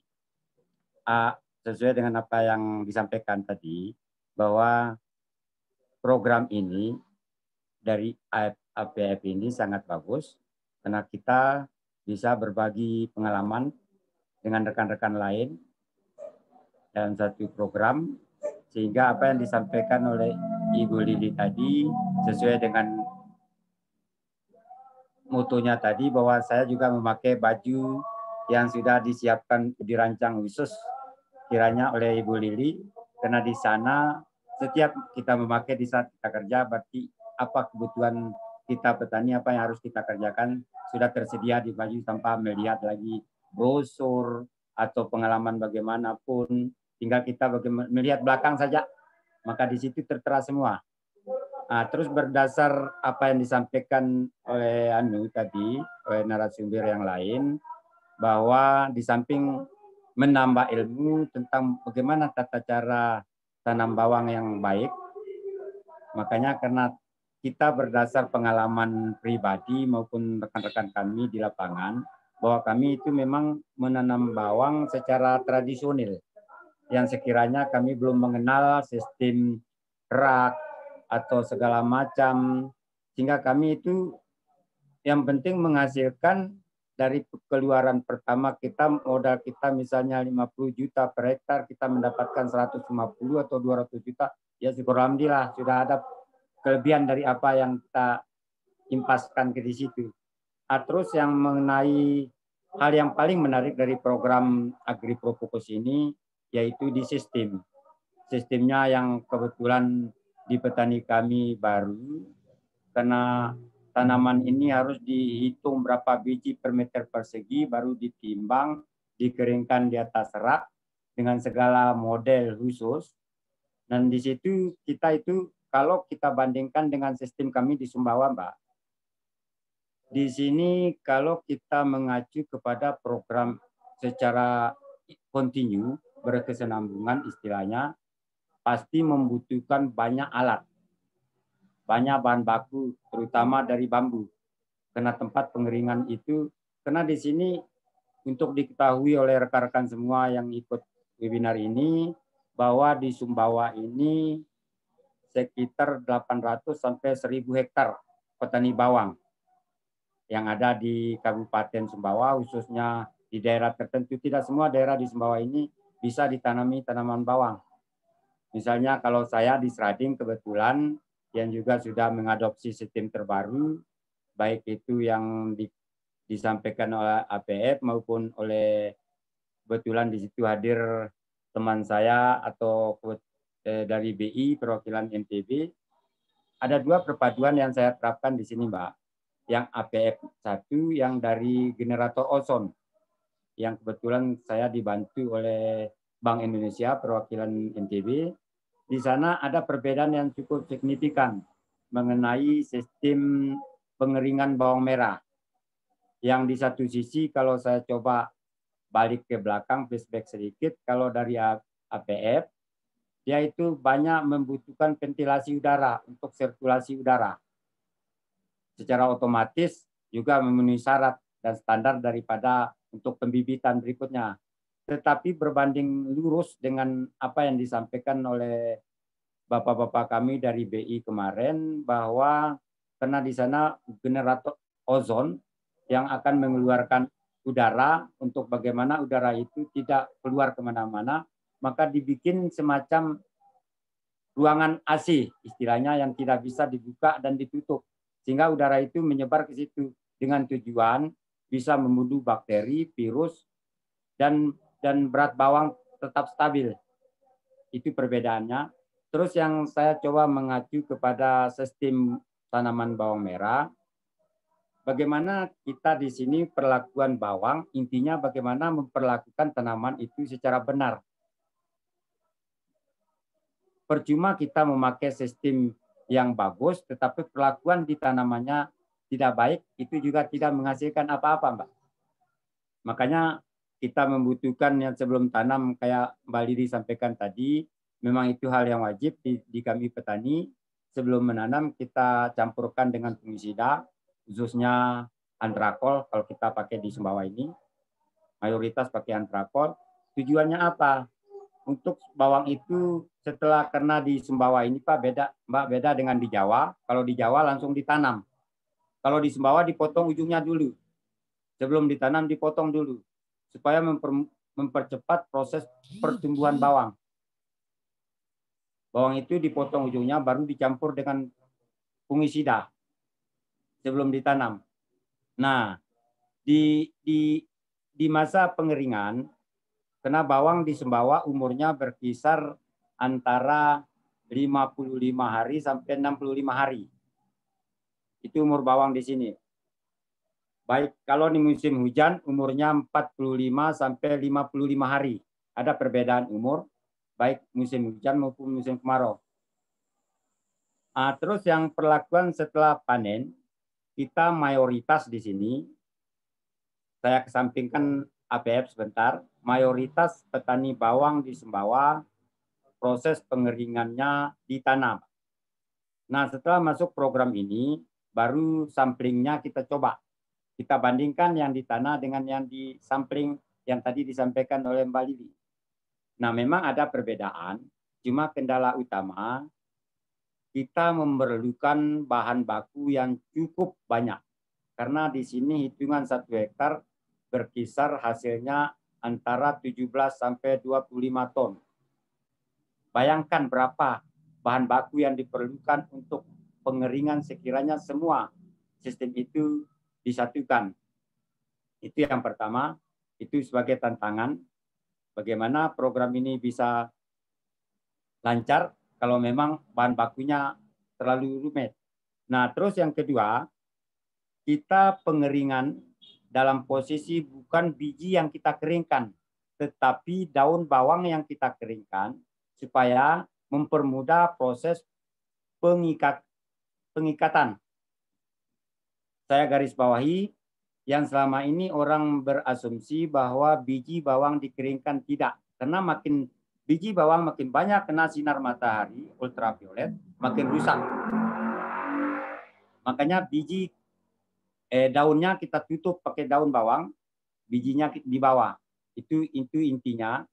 Makanya ada tadi problema yang bisa saya ambil bahwa kalau kita simpan di rak atau di suatu tempat, bawang itu bagus, tetapi ada kemungkinan bijinya kena matahari terlalu lama. Karena proses pengeringan di Sumbawa itu berkisar antara 5 sampai 8 hari. Baru bisa diikat. Nah, setelah dilakukan pengikatan, bawang itu sekiranya harga bagus, langsung yang konsumsi langsung kita lepas biasanya. Cuma yang tantangan terberat khusus di Sumbawa, Mbak, kita yang ada di Sumbawa ini, pelaku usaha. Pelaku usaha di Sumbawa untuk tanaman bawang belum ada. Sehingga mau tidak mau, suka tidak suka, kita petani Sumbawa, bawang kita diambil oleh orang Bima. Itu secara garis besar, karena orang Bima ini punya channel, punya hubungan yang cukup luas di seluruh Indonesia. Sumbawa belum ada satupun pengusaha yang berani terjun di bisnis bawang merah yang selama ini. Saya petani bawang merah sudah sekitar 8 tahun ini. Syukur alhamdulillah, dari income yang saya dapatkan, saya berani tanamkan sekian modal dengan rincian sekian, dengan pembiayaan sekian, saya dapat sekian. Syukur alhamdulillah sudah ada kelebihan, bisa masuk di perhitungan bisnis kalau kita hitung. Cuma yang jadi kendala di saat kita panen, kita itu terpaku dengan sistem petani Bima. Karena kita punya hasil dibawa ke Bima. Karena di sanalah mereka itu baru kirim ke tempat lain untuk dia jual. Itu mungkin yang problem yang sangat-sangat berkaitan dengan sistem yang Agri Propopus sampaikan tadi. Memang di gudang, kebetulan saya punya gudang bawang merah. Nah, saya bandingkan dengan yang Agri Propopus dengan yang kami petani lokal, saya bandingkan memang ada sedikit perbedaan di mana perbedaan itu kalau di Agri Propopus memang sedikit penyusutannya karena memang bawangnya sudah kering di atas rak, dan kami sengaja membandingkan yang di tanah supaya tahu di mana kelemahan kekurangan dari sistem yang kita sampaikan tadi itu. Terus yang tantangan yang paling sulit juga dihadapi oleh petani bawang di Sumbawa ini, karena sistem pembelajarannya orang dewasa, POD, jadi pemahaman tentang apa yang disampaikan hari ini, besoknya bisa saja mereka dilupakan. Maka syukur alhamdulillah APF itu bisa menyampaikan rekomendasi untuk pembuatan baju. Di sini semua sudah disampaikan bahwa saya jadi petani bawang yang baik dengan sistem-sistem begini. Jadi mereka itu bisa memakai ini, bisa meniru, paling tidak melakukan kegiatan action di lapangan di saat tanaman bawang merah. Mungkin itu sekedar informasi yang bisa saya sampaikan, Pak, untuk sementara. Terima kasih. Wassalamualaikum warahmatullahi wabarakatuh. Waalaikumsalam warahmatullahi wabarakatuh. Terima kasih banyak Pak Sahabudin untuk sharingnya, Pak. Ya, terima Terima kasih kasih Mbak. banyak, Pak. Baik. Baik Bapak Ibu, berarti tadi kita sudah mengikuti apa saja yang menjadi tanggapan dari para panelis. Ya, jadi tadi sudah ada 3 panelis yang sudah memberikan tanggapannya. Oleh karena itu kita masuk ke sesi berikutnya Bapak Ibu. Nah, sesi ini adalah sesi tanya jawab. Nah, di sini kami lihat di kolom chat ada banyak pertanyaan ya. Alhamdulillah sudah ada banyak pertanyaan yang masuk dari Bapak Ibu yang sudah bergabung. Mungkin untuk sesi sesi pertama tanya jawab saya akan membacakan 3 pertanyaan dulu. Ya. Jadi pertanyaan pertama saya bacakan. Pertanyaan dari Bapak Aryan. Nah, Bapak Aryan ingin bertanya, dalam program ini kan ada transfer knowledge kepada petani. Nah, pertanyaan Bapak Aryan, apakah boleh diceritakan seperti apa pendekatan yang dilakukan dalam program ini? Mengingat tools atau media yang transfer knowledge tersebut umum yang saya ketahui itu lebih menekankan kepada pengetahuan atau keilmuan. Sedangkan kita bisa mengetahui bersama di lapangan, petani tentunya memiliki karakteristik sendiri dalam belajar dan menerima informasi. Apakah tools atau media tersebut juga disesuaikan atau tumbuh dari kebutuhan petani setempat? Ya, jadi transfer knowledge-nya kepada petani. Mungkin untuk pertanyaan ini saya serahkan kepada Mbak Lili dari AgriProFocus, mungkin bisa menanggapi. Terima kasih Mbak Lili. Terima kasih Ibu Lana. Ya, terima kasih Bapak Harian ya tadi yang sudah bertanya tentang bagaimana cara APF bisa transfer knowledge kepada para petani. Iya memang benar sekali bahwa kunci utamanya di sini bagaimana kita dapat betul-betul menyampaikan dengan baik kepada para petani terkait dengan metode-metode yang kita tawarkan. Jika cara transfer knowledge kita tidak dapat diterima oleh petani, sebagus apapun metode yang kita tawarkan juga tidak akan bisa diterapkan. Jadi, karena mengingat pentingnya para petani untuk menerapkan metode ini, kita seperti yang dikatakan Ibu Sari tadi, menjadikan para petani ini bukan sebagai objek, tetapi sebagai teman kita, sebagai mitra kita, di mana hubungan secara pribadi, secara emosional dengan para petani adalah salah satu pendukung bagaimana ilmu yang kita akan sampaikan itu bisa diserap dengan baik oleh para petani. Nah, itu kunci utamanya yang kami lakukan, bagaimana kita betul-betul mendekati petani secara personal. Bukan hanya karena kita ingin metode-metode terbarukan ini diterapkan, tapi memang melihat bahwa para petani ini adalah mitra kita, kesejahteraan mereka juga akan berdampak terhadap kita. Kalau misalnya 5 tahun, 10 tahun, atau beberapa tahun ke depan, komoditas bawang semakin tahun semakin menurun karena selalu susut, bisa dibayangkan bagaimana para petani bisa memenuhi kebutuhan berbagai banyak orang terhadap komoditas bawang.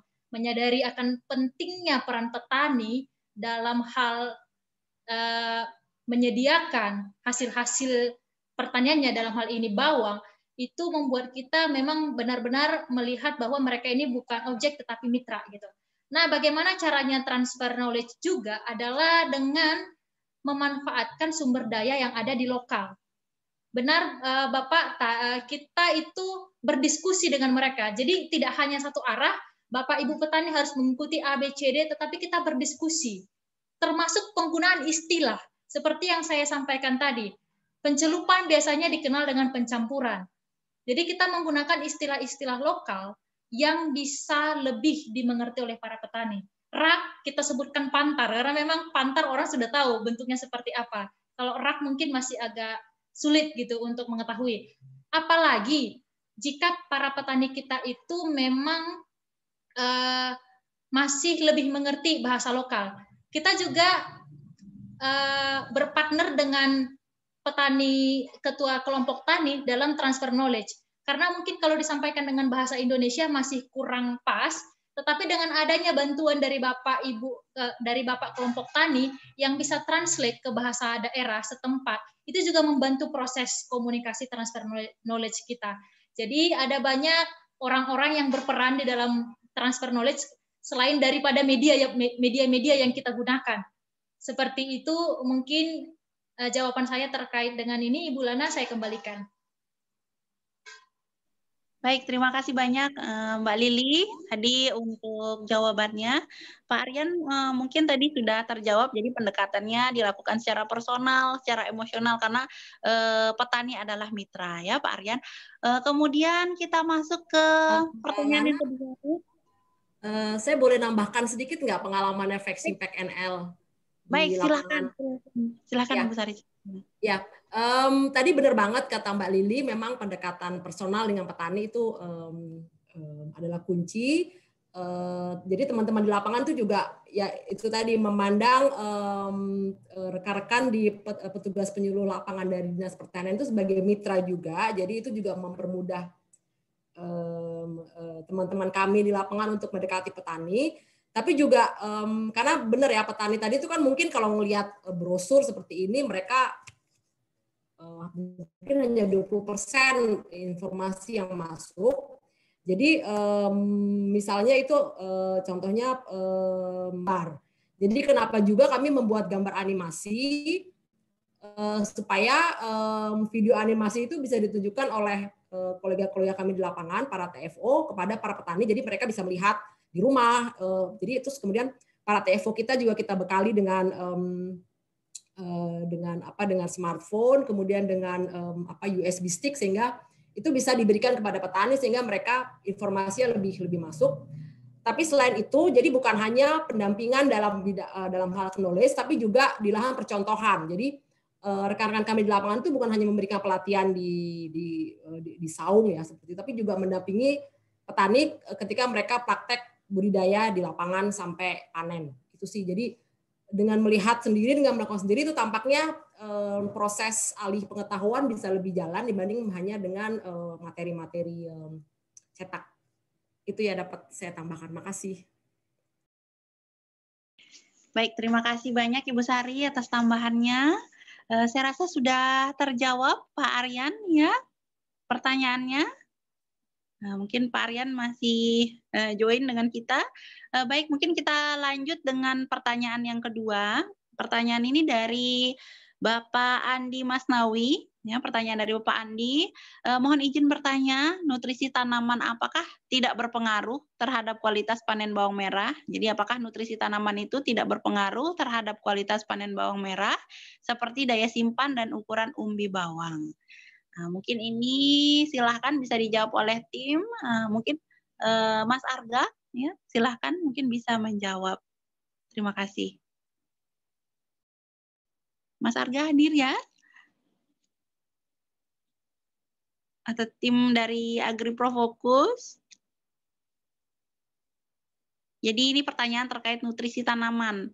Apakah tidak berpengaruh terhadap kualitas panen bawang merah? Nah, seperti daya simpan dan ukuran umbi bawang. Silakan.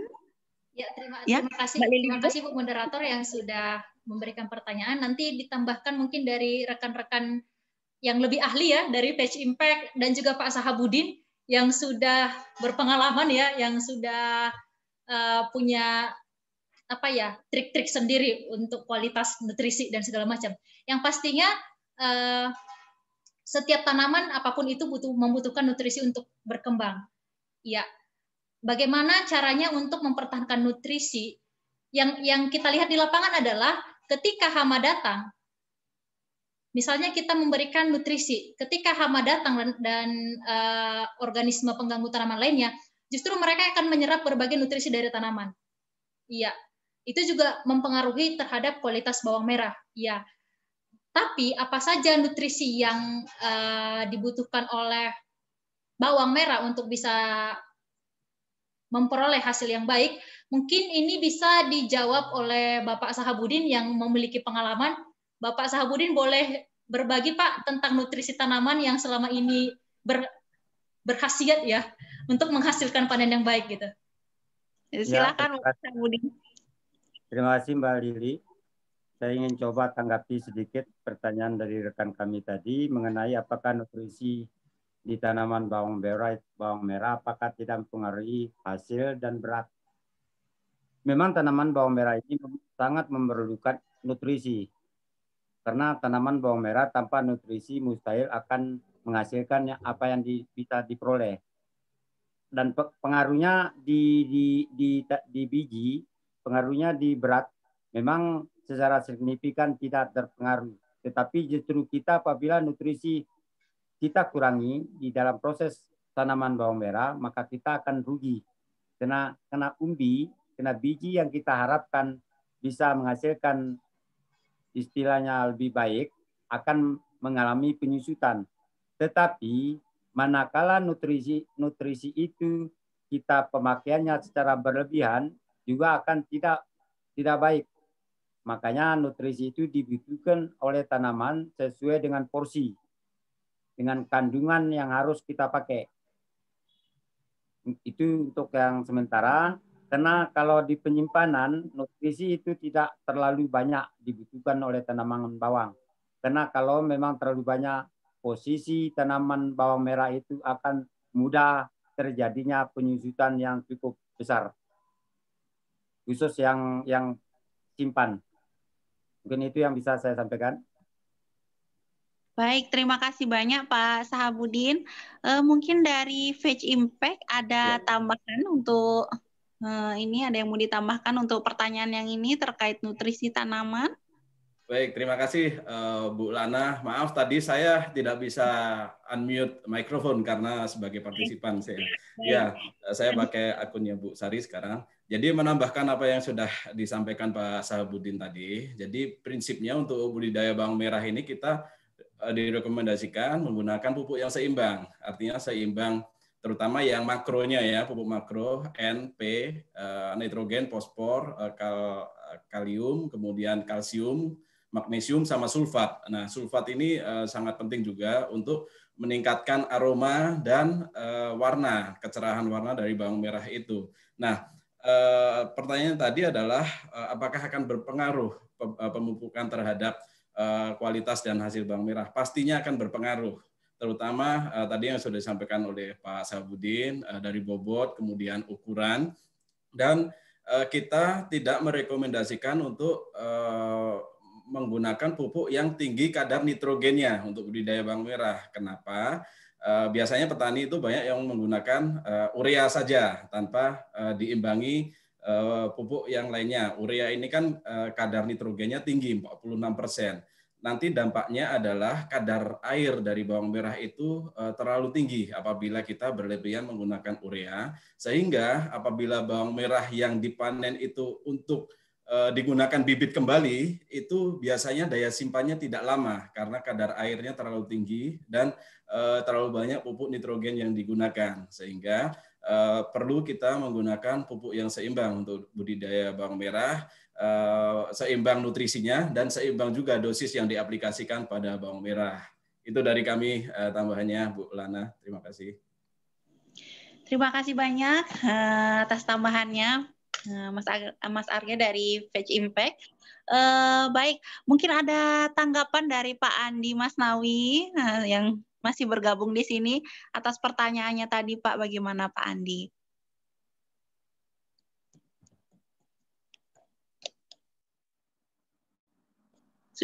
Sudah ya Pak ya? Sudah cukup. Baik, terima kasih banyak Pak Andi. Bapak Ibu, tadi sudah 2 pertanyaan. Izinkan saya membaca satu lagi untuk di sesi ini. Pertanyaan yang ketiga itu dari Bapak Didi Karsidi.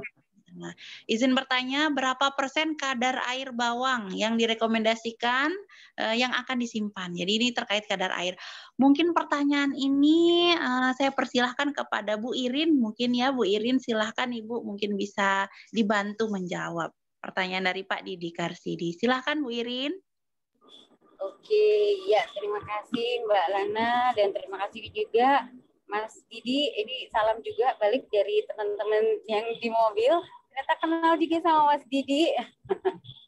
Jadi kalau terkait kadar air, memang ada 2 faktor yang nanti mengikuti terkait kadar air, yaitu suhu dan kelembaban. Jadi kalau kadar air di bawang sendiri, dia erat hubungannya nanti bagaimana kita menurunkan kadar air itu dengan proses tadi pelayuan dan juga nanti proses pengeringan. Karena kadar air itu akan ada di daun dan di umbinya itu sendiri. Nah, jadi kalau berdasarkan literatur, kalau terkait suhu ada 2 saran. Tapi ini lebih untuk di storage ya.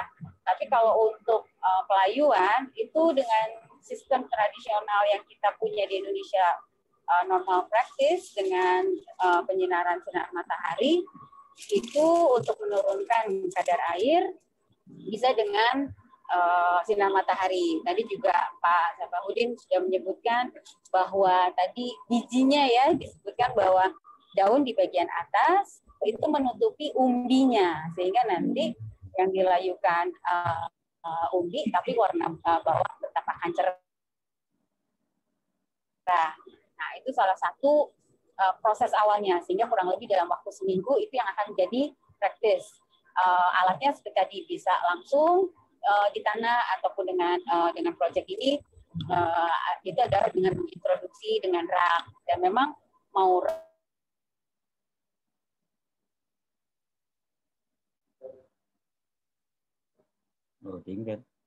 mau langsung itu akan berhubungan dengan kadar airnya sendiri, akan daun melayu. Dan lama-lama memang akhirnya akan mengering. Nah, kondisi kering ini sendiri, itu bisa ada 2 hal. Bisa memang menyimpan untuk nanti dijual, atau menyimpan memang untuk bibit. Nah, kalau menyimpan untuk dijual, biasanya mungkin tidak, ya mungkin prioritasnya yang lebih sering di-highlight adalah menyimpan untuk menjadi bibit. Nah, kalau menyimpan menjadi bibit sendiri, kalau secara teori yang saya ketahui, ada 2 cara menyimpan. Mau di suhu dingin, yaitu dari 0 sampai kurang lebih 6 atau 6 derajat, atau di kondisi panas. Tapi panasnya bukan memang seperti yang kita punya sekarang, dengan suhu di atas 40%. Itu suhunya kurang lebih di 25 sampai di 30. Dan kelembapannya di 65 sampai 80%. Saya ditanya mana yang terbaik, ya mohon maaf, ini area yang memang kami sendiri belum sangat detail, jadi saya tidak bisa tahu sarannya, tapi saya cek sih beberapa literatur cukup banyak melakukan penelitian terkait ini. Nah, jadi itu Mas Didi, jadi ada tahapannya dulu sampai akhirnya kita memang men-set kadar air itu untuk yang mana, apakah untuk pelayuan, apakah untuk pengeringan, dan untuk nanti penyimpanan memang kadar air ini yang diatur dengan faktor dari suhu dan kelembaban. Demikian Mbak Lana, mudah-mudahan bisa menjawab. Terima kasih. Terima kasih Bu Irin. Baik Pak Didi, semoga tadi bisa menjawab pertanyaan dari Pak Didi. Mungkin kita di sini masih punya sekitar 14 menit ya sampai di jam 17 waktu Indonesia Barat. Saya kasih satu pertanyaan lagi mungkin ya, satu pertanyaan dari saya bacakan dari Pak Hairul Anam. Nih, Pak Hairul Anam dosen di UTS. Pertanyaannya adalah, nah ini untuk Mbak Liliana. Kira-kira apa pengaruhnya pencelupan tersebut? Jadi tadi proses pencelupan terhadap bibit bawang sehingga dapat mendukung tumbuh atau tidaknya bawang tersebut. Mungkin Mbak Lili, silahkan Mbak Lili bisa ditanggapi pertanyaannya. Terima kasih Bu Lana. Terima kasih Pak Hairul Anam. Saya ingin sampaikan bahwa Pak Hairul Anam ini juga salah satu dosen di UTS yang membantu kita selama proyek ini berlangsung. Terima kasih Pak Hairul Anam. Saya akan menjawab bagaimana pencelupan itu berpengaruh terhadap tumbuhnya bawang di awal. Ini saya share. Ini adalah salah satu modul kita yang kita bagikan kepada petani supaya ada gambar yang menjadi skema ya panduan kita. Ya, kita ketahui bahwa di udara dan di tanah itu ada spora jamur yang bisa menularkan penyakit kepada tanaman melalui tanah ataupun melalui udara. Ada banyak sekali jenis-jenis spora jamur.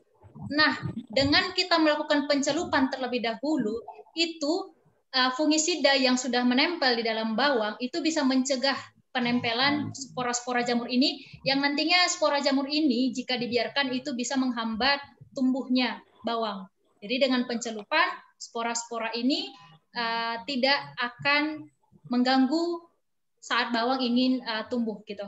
Itu mungkin yang bisa saya sampaikan, bisa mungkin ditambahkan oleh rekan-rekan dari Veg Impact, bagaimana pengalamannya di lapangan, mungkin saya kembalikan ke moderator. Baik, terima kasih Mbak Lili. Dari Veg Impact mungkin ada yang mau ditambahkan lagi? Ya, terima kasih. Sebetulnya sudah dijelaskan Bu Lili tadi dari pengalaman kami juga di lapangan bersama petani, terutama penanaman dari umbi ya, Bu Lana dan rekan-rekan sekalian, itu memang kita rekomendasikan dengan treatment fungisida terlebih dahulu karena ketika menanam bawang merah dengan umbi, kita merekomendasikan kan memotong dulu ya ujungnya sekitar sepertiga ujung yang di atas itu dipotong.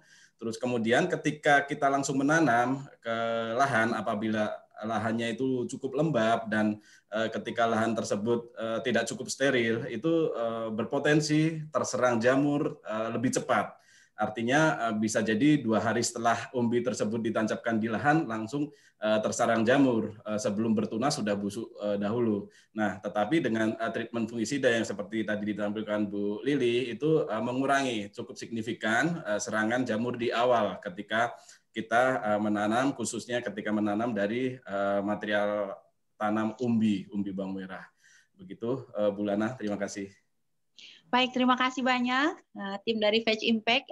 Semoga bisa menjawab pertanyaan dari Pak Hairul Anam, ya Pak Hairul. Baik, terima kasih sudah. Baik Bapak Ibu, sebenarnya ada begitu banyak sekali pertanyaan yang sudah masuk di kami, tapi berhubung kami hanya punya sisa 10 menit terakhir. Nah, karena sebentar lagi azan maghrib untuk kami yang di wilayah Indonesia bagian tengah. Jadi kami mohon maaf kalau misalkan ada pertanyaan dari Bapak Ibu yang belum bisa kami jawab. Tapi mungkin kalau misalkan ingin berdiskusi, silakan Bapak Ibu bisa keep in touch dengan kami di sosial media, baik itu di Veg Impact, di AgriPro Focus, dan juga untuk East West Seed Indonesia.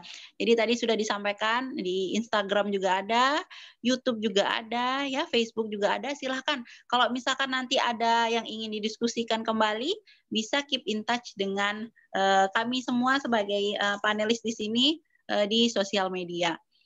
Baik, mungkin sebelum kita menutup acara kita, saya persilahkan kepada Ibu Tasnim Jalil dari AgriPro Focus sebagai Country Coordinator Indonesia untuk menyampaikan sedikit tentang mungkin statement-nya ya. Jadi closing statement-nya. Silahkan Bu Tasnim.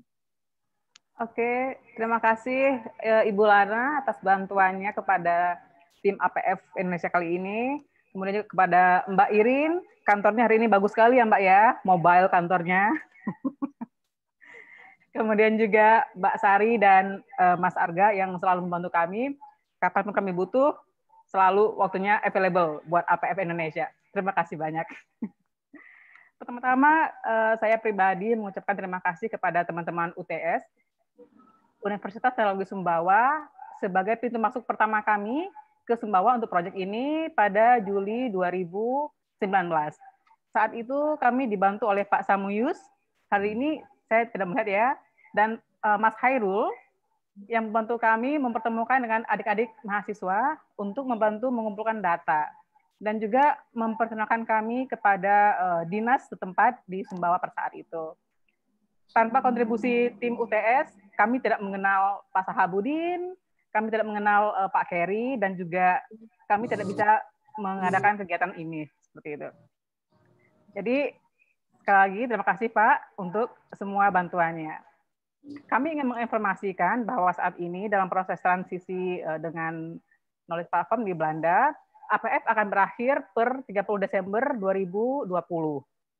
Jadi per 1 Januari 2021 kami akan berganti pakaian menjadi Netherlands Food Partnership yang tujuannya adalah transfer knowledge dari Belanda seperti itu. Jadi kedepannya kami berharap kita tetap punya MOU dengan UTS melalui berbagai proyek lainnya dan juga bisa melibatkan Mbak Sari, Veg Impact, dan juga Mbak Irin dari Panah Merah seperti itu. Jadi kita berharap ya kayak tadi Pak Sahabudin bilang, kita bisa menghubungkan berbagai aktor, kita hanya di Bima ya Pak ya, tapi juga aktor itu ada di Sumbawa. kita bisa mendekatkan berbagai aktor.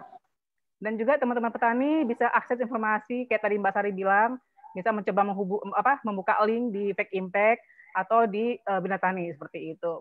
Jadi itu peran kami ke depannya untuk tetap menghubungkan para aktor di sektor pertanian. Sekali lagi, terima kasih untuk UTS dan juga Panah Merah dan Fake Impact NL. Terima kasih. Baik, terima kasih banyak Bu Tasnim. Tadi ada closing statement dari Bu Tasnim di Oh ya, sedikit lagi. Terus saya lihat Pak Haryandi ada ya sebagai dekan baru. Salam kenal Pak, saya Tasnim. Karena belum pernah ketemu setelah pandemi, kita belum pernah bisa ke sana. Karena kebetulan kita punya MOU khusus antara APF dengan UTS untuk program ini yang desain oleh Pak Rektor sebelumnya ya. Salam kenal Pak Haryandi. Baik, Pak Haryandi masih bergabung. Baik, baik, terima kasih banyak Bu Tasnim atas closing statement-nya tadi. Mungkin sebelum saya tutup, satu lagi informasi yang bisa saya sampaikan buat Bapak Ibu yang ingin mengakses materi yang tadi sudah disampaikan oleh Mbak Lili, bisa diakses di webnya AgriProFocus, www.agriprofocus.com. Silahkan Bapak dan Ibu, nanti akan disediakan materinya di sana, dan juga videonya yang nanti akan dimodifikasi dulu ke bahasa Indonesia ya, Mbak Lili dan Bu Tasnim. Baik, baik. Terima kasih Bapak Ibu. Mungkin itu saja yang bisa kami sampaikan sebagai tim dari webinar kita sore hari ini. Kami mengucapkan terima kasih banyak atas partisipasi Bapak dan Ibu di webinar sore hari ini, dan juga kami mengucapkan mohon maaf yang sebesar-besarnya apabila selama webinar itu ada kesalahan yang kami sampaikan. Baik, terima kasih banyak atas partisipasinya. Saya tutup webinar kita pada sore hari ini dengan mengucapkan wabillahi taufiq wal hidayah. Wassalamualaikum warahmatullahi wabarakatuh. Selamat sore. Tapi mohon maaf, saya lupa, kita foto bersama dulu. Mohon maaf. Jadi mungkin untuk semua peserta, kameranya mohon bisa dihidupkan sebentar. Jadi kita foto bersama dulu. Silahkan untuk semua peserta bisa dihidupkan kameranya. Ada yang belum? Silahkan bisa dihidupkan sebentar.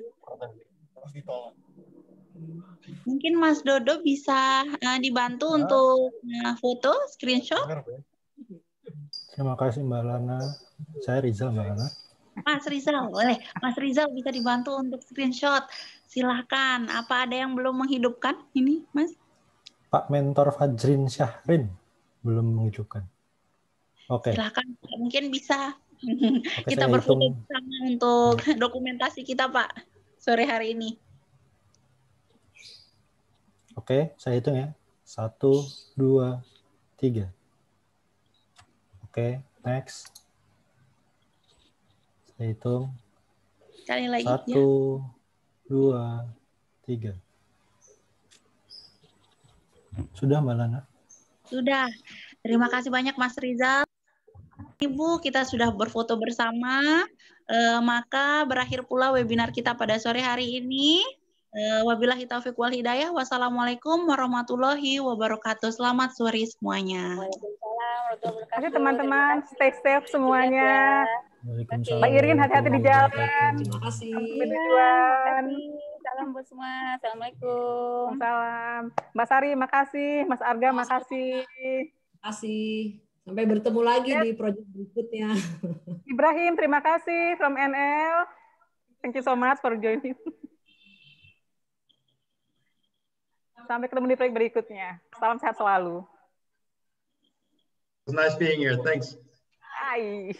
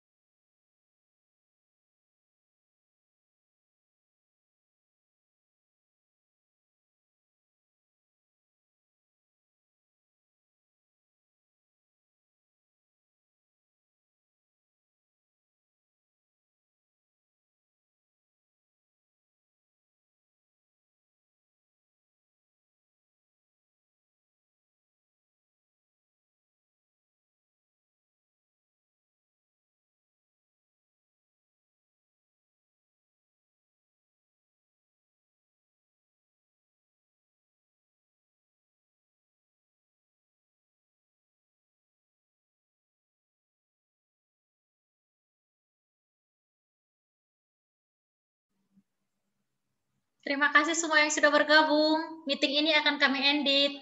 Selamat sore semuanya. Sampai bertemu di lain kesempatan.